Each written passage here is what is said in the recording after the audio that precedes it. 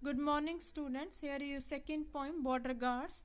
Border Guards, it's very interesting poem. ਤੁਸੀਂ ਇਹਦੇ short questions ਸਾਰੇ ਕਰਨੇ ਨੇ ਤੇ ਆਪਾਂ ਸਮਰੀ ਲਈ ਸਿਰਫ ਇਹਦਾ ਇੱਕ ਲੌਂਗ ਕੁਐਸਚਨ ਰੀਡ ਕਰਦੇ ਹਾਂ. Write in your own words the summary of the poem Border Guards. What is the substance of the poem and trace the development of thought in this poem. This poem brings out the inhumanity of the power hungry politicians. ਇਹਦੇ ਵਿੱਚ ਮਤਲਬ ਆਪਾਂ ਗੱਲ ਕਰਦੇ ਹਾਂ ਵੀ border guards ਕੀ ਹੈਗਾ, ਵੀ ਇਹਦੇ ਵਿੱਚ ਇੱਕ ਇਨਹਿਊਮਿਨਿਟੀ ਦੀ ਗੱਲ ਕਰਦੇ ਹਾਂ. ਸਿਰਫ ਮਤਲਬ ਆਪਾਂ ਇੱਕ ਪਾਵਰ ਹੰਗਰੀ ਮਤਲਬ ਜਿਹੜੇ ਪੋਲੀਟੀਸ਼ੀਅਨ ਲੋਕ ਨੇ ਸਿਰਫ ਆਪਣੀ ਪਾਵਰ ਸ਼ੋਅ ਕਰਦੇ ਨੇ, ਮੇਰੇ ਕੋਲ ਇੰਨੀ ਪਾਵਰ ਹੈ, ਸਿਰਫ ਮਤਲਬ ਉਹਨਾਂ ਦੇ ਅੰਦਰ ਇੱਕ ਹੰਗਰ ਹੈ, ਬਟ ਵੀ ਉਹਨਾਂ ਅੰਦਰ ਕੋਈ ਫੀਲਿੰਗਸ ਔਰ ਹੋਰ ਕੁਛ ਨਹੀਂ ਹੈਗਾ. They raise political wars between man and man. They raise political wars between man and man. ਮਤਲਬ ਕਹਿੰਦੇ ਉਹਨਾਂ ਨੇ ਕੀ ਕ੍ਰੀਏਟ ਕਰਤਾ, ਕੀ ਰੇਸ ਕਰਤਾ ਵੀ ਇੱਕ ਮੈਨ ਔਰ ਮੈਨ ਦੇ ਬੈਟਵੀਨ ਇੱਕ ਉਹਨਾਂ ਨੇ ਵਾਰ ਕ੍ਰੀਏਟ ਕਰਤਾ. They set man against man. Two shoulders of neighboring countries are posted as border guards. ਕਹਿੰਦੇ ਵੀ ਟੂ ਕੀ ਨੇ, ਸ਼ੋਲਡਰਸ ਨੇਗੇ, ਮਤਲਬ ਉਹ ਬਿਲਕੁਲ ਨਾਲ ਵਾਲੇ ਕੰਟਰੀਜ਼ ਦੇ ਪਰਸਨ ਨੇਗੇ, ਇੱਕ ਨੇਬਰ ਹੋ ਗਏ, but they are sitting on the opposite sides of the ward wire fence.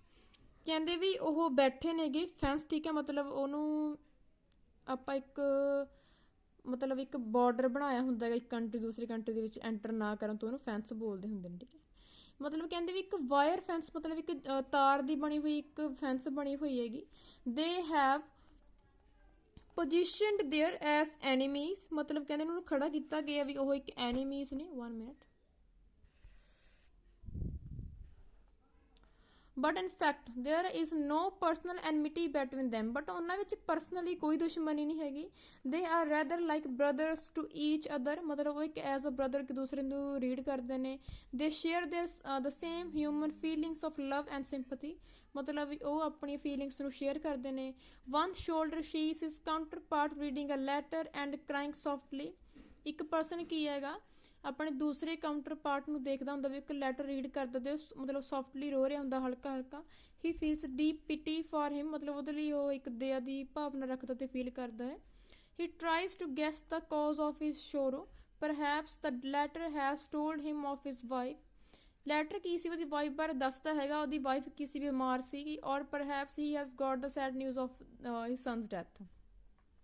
ਪਰਹੈਪਸ ਕੀ ਸੀ, ਉਹਦੀ ਬੇਟੇ ਦੀ ਡੈਥ ਹੋ ਚੁੱਕੀ ਹੈਗੀ.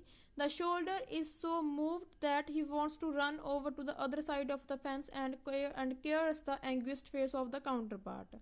ਹੁਣ ਇੱਕ ਪਰਸਨ ਕੀ ਚਾਹੁੰਦਾ ਵੀ ਉਹ ਆਪਣੇ ਦੂਸਰੀ ਸਾਈਡ ਫੈਂਸ ਦੂਸਰੀ ਸਾਈਡ ਮਤਲਬ ਵੀ ਉਹ ਭੱਜ ਕੇ ਜਾਵੇ ਤੇ ਮਤਲਬ ਉਹਨੂੰ ਉਹਦਾ ਸਾਥ ਦੇਵੇ. ਬਟ ਐਲਸ ਕੀ ਹੈ, the power hungry war lords have raised barbed wires between man and man. But ਵੀ ਜਿਹੜੀ ਇਹ ਪੋਲੀਟੀਸ਼ੀਅਨ ਹੈ, ਰਾਜਨੀਤੀ ਹੈ, ਵੀ ਇਹਨੇ ਇੱਕ ਪਰਸਨ ਦੂਸਰੇ ਪਰਸਨ ਦੇ ਬਿਟਵੀਨ ਕੀ ਹੈ ਵੀ ਇੱਕ ਫੈਂਸ ਬਣਾ ਰੱਖੀ ਹੈ.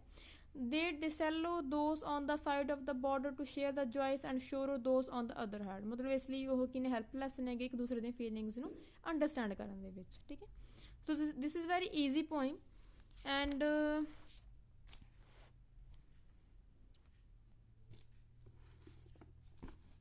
here is your next poem. My heart leaps when I behold. ਕਹਿੰਦੇ ਵੀ ਮੇਰਾ ਹਾਰਟ ਕੀ ਹੈ ਮਤਲਬ ਵੀ ਲੀਪ ਕਰਦਾ ਹੈਗਾ, ਖੁਸ਼ ਹੋ ਜਾਂਦਾ ਜਦੋਂ ਮੈਂ ਦੇਖਦਾ ਹੈਗਾ. ਇਹਦੀ ਆਪਾਂ ਸ਼ਾਰਟ ਕੁਐਸਚਨ ਸਾਰੇ ਕਰਨੇ and this is your long question.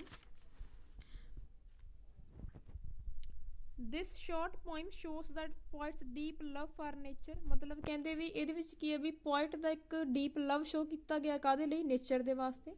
Hair the poet takes one particular object of nature. ਕਹਿੰਦੇ ਵੀ ਇੱਥੇ ਕੀ ਹੈ ਪੋਇਟ ਇੱਕ ਸਬਜੈਕਟ ਬਾਰੇ ਗੱਲ ਕਰਦਾ, ਸਿਰਫ ਉਹ ਨੇਚਰ ਦਾ ਪਰਟੀਕੂਲਰ ਸਬਜੈਕਟ ਬਾਰੇ ਗੱਲ ਕਰਦਾ. He describe his fascinated for the rainbow. ਮਤਲਬ ਉਹ ਹੁਣ ਨੇਚਰ ਦੇ ਕਿੰਨੇ ਆਬਜੈਕਟ ਹੋਵੇ, ਵਾਟਰ ਹੋ ਗਿਆ, ਸਕਾਈ ਹੋ ਗਿਆ, ਸੀ ਹੋ ਗਿਆ, ਐਨੀਮਲਸ ਗ੍ਰੀਨਰੀ ਹੋ ਗਈ, ਮਾਊਂਟੇਨਸ ਹੋ ਗਏ ਤੇ ਰੈਂਬੋ, ਠੀਕ ਹੈ. ਰੈਂਬੋ ਹੁੰਦੀ ਹੈ ਮਤਲਬ ਜਿਹੜੀ ਬਾਰਿਸ਼ ਤੋਂ ਬਾਅਦ ਬਣਦੇ ਹੁੰਦੇ ਨੇ ਕਾਫੀ ਸਤਰੰਗਾਂ ਵਾਲੀ, ਸਤਰੰਗੀ ਪਿੰਗ ਬੋਲਦੇ ਜਿਹਨੂੰ ਆਪਾਂ, which is one of the most beautiful objects of nature. ਮਤਲਬ ਕਹਿੰਦਾ ਵੀ ਉਹਨੂੰ ਵਧੀਆ ਇੱਕ ਬਿਊਟੀਫੁਲ ਆਬਜੈਕਟ ਮੰਨਦਾ ਨੇਚਰ ਦਾ. The sight of the rainbow fills his heart with deep joy. ਕਹਿੰਦੇ ਵੀ ਰੈਂਬੋ ਨੂੰ ਦੇਖ ਕੇ ਉਹਦਾ ਦਿਲ ਕੀ ਹੈ ਖੁਸ਼ੀ ਨਾਲ ਭਰ ਜਾਂਦਾ ਹੈਗਾ. Whenever he beholds a rainbow in the sky his heart leaps with joy. ਮਤਲਬ ਇਹਨੂੰ ਦੇਖ ਕੇ ਜਦੋਂ ਦੇਖਦਾ ਤਾਂ ਮਤਲਬ ਉਹਦਾ ਹਾਰਟ ਕੀ ਖੁਸ਼ੀ ਨਾਲ ਝੂਮ ਉੱਠਦਾ ਹੈਗਾ. ਲੀਪ ਹੁੰਦਾ ਠੀਕ ਹੈ ਝੂਮਣਾ। The poet recalls the days of his childhood. He says that even in those early days of his life the beauty of the rainbow charmed his heart.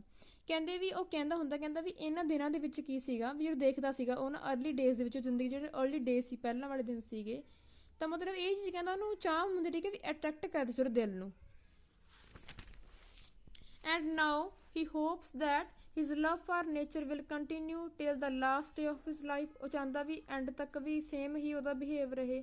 This love is so deep that he can't think of living without it. ਉਹ ਕਹਿੰਦਾ ਵੀ ਇਸ ਤੋਂ ਬਿਨਾਂ ਸੋਚੇ ਰਹਿ ਨਹੀਂ ਸਕਦਾ ਹੈਗਾ। He would rather give up his life than give up his love for nature. ਉਹ ਕਹਿੰਦਾ ਵੀ ਆਪਣੀ ਜ਼ਿੰਦਗੀ ਗਿਵ ਅਪ ਕਰਨੀ ਪਸੰਦ ਕਰੇਗਾ ਸਿਰਫ ਨੇਚਰ ਨੂੰ ਪਿਆਰ ਕਰਨ ਦੇ ਛੱਡਣ ਨਾਲੋਂ। But the poet is hopeful that his life will be an unbroken chain of love for nature and he advances a very good sound reason of his faith. He says that the child is the father of man. ਉਹ ਕਹਿੰਦਾ ਵੀ ਜਿਹੜਾ ਇੱਕ ਬੱਚਾ ਹੈ ਕਹਿੰਦਾ ਮਤਲਬ ਵੀ ਇੱਕ ਦਿਨ ਉਹੀ ਜਾ ਕੇ ਫਿਊਚਰ ਕ੍ਰੀਏਟ ਕਰੂਗਾ। ਤੁਸੀਂ ਇਹ ਲਾਈਨ ਪਹਿਲਾਂ ਵੀ ਪੜ੍ਹੀ ਹੁਣ child is the father of man. It means that the impressions and habits ਕਹਿੰਦਾ ਵੀ ਆਪਣੀ ਜਿਹੜੀ ਇੰਪ੍ਰੈਸ਼ਨ ਐਂਡ ਹੈਬਿਟਸ ਨੇਗੀਆਂ ਮਤਲਬ ਆਪਣੀ ਚਾਈਲਡਹੁੱਡ ਤੋਂ ਹੀ ਕੰਟੀਨਿਊ ਆਪਣੇ ਨਾਲ ਹੀ ਰਹਿੰਦੀ ਹੁੰਦੀ। ਜੇ ਮਤਲਬ ਆਪਾਂ ਨੂੰ ਤੁਸੀਂ ਵੀ ਆਪਾਂ ਨੂੰ ਕੁਛ ਪਸੰਦ ਸੀਗਾ ਤਾਂ ਵੱਡੇ ਹੋ ਕੇ ਵੀ ਆਪਾਂ ਨੂੰ ਮਤਲਬ ਆਪਣੀ ਉਹੀ ਹੀ ਆਪਣੇ ਹੈਬਿਟਸ ਹੀ ਰਹਿਣਗੀਆਂ। ਆਪਣੇ 'ਤੇ ਜੇ ਕਿਸੇ ਪਰਸਨ ਦਾ ਇੰਪ੍ਰੈਸ਼ਨ ਹੈਗਾ ਜਿਵੇਂ ਮੰਨ ਲਓ ਵੀ ਆਪਣੇ 'ਤੇ ਅਬਦੁਲ ਕਲਾਮ ਦਾ ਇੰਪ੍ਰੈਸ਼ਨ ਹੈ, ਆਪਣੇ 'ਤੇ ਵਿਲੀਅਮ ਵਰਡਸਵਰਥ ਆਪਣੇ ਸ਼ੇਕਸਪੀਅਰ ਦਾ ਇੰਪ੍ਰੈਸ਼ਨ ਹੈ, ਆਪਣੇ 'ਤੇ ਤੁਸੀਂ ਕਿਸੇ ਵੀ ਚਾਹੇ ਐਕਟਰ ਦਾ ਲਗਾ ਲਓ ਉਹ ਸੇਮ ਹੀ ਰਹੂਗਾ ਆਪਣੇ 'ਤੇ। And all through men's life, Wordsworth had developed deep love for nature in his childhood, so he can now reasonably hope that it will continue all through his life.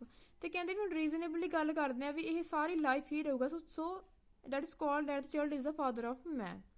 ਠੀਕ ਹੈ ਤੁਸੀਂ ਦੋਨੋਂ ਪੋਇਮਸ ਦੀ short questions ਵੀ ਕਰੋਗੇ and then ਤੁਸੀਂ ਕੀ long question ਕਰੋਗੇ। Thanks, have a nice day.